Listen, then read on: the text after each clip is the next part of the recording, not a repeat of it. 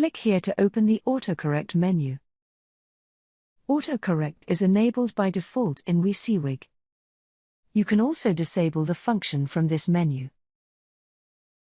The Autocorrect menu lists characters that will get automatically formatted or replaced while typing. The checkboxes in the Auto Format menu can be disabled selectively if required.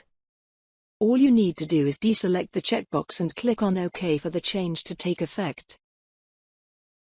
Let's see how it works. You will see the smart quote appearing as you type, and the double dash changing to an in dash.